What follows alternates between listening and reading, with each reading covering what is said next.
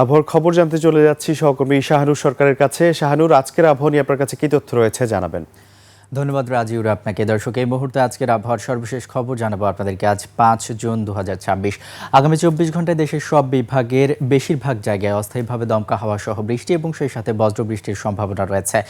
সেই সাথে কোথাও কোথাও মাঝারি ধরনের ভারী বৃষ্টিপাতের সম্ভাবনা রয়েছে। আগামী ২৪ ঘন্টায় সারা দেশে দিন ও রাতের তাপমাত্রা সামান্য কমতে পারে। দেশের যেসব অঞ্চলের উপর দিয়ে তাপপ্রবাহ বয়ে যাচ্ছে তা কিছুটা প্রশমিত হতে পারে। এই মুহূর্তে দেশের বিশেষ কিছু অঞ্চলের তাপমাত্রার দিকে লক্ষ্য করলে দেখতে পাচ্ছি রাজধানী ঢাকার এই মুহূর্তের গড় তাপমাত্রা রয়েছে ৩২ ডিগ্রি সেলসিয়াস, সিলেটের তাপমাত্রা রয়েছে ২৯ ডিগ্রি সেলসিয়াস, রংপুরের তাপমাত্রা রয়েছে ২৭ ডিগ্রি সেলসিয়াস এবং সবশেষ রাজশাহীর এই মুহূর্তের গড় তাপমাত্রা দেখতে পাচ্ছি ৩১ ডিগ্রি সেলসিয়াস রয়েছে। আজ সকালে ঢাকার বাতাসের আপেক্ষিক আর্দ্রতা রেকর্ড করা হয়েছে ৮৪%। দর্শক, এই ছিল আমার কাছে আজকের আবহাওয়ার সর্বশেষ তথ্য। চলে যাচ্ছি রাজিউরের কাছে। রাজিউর।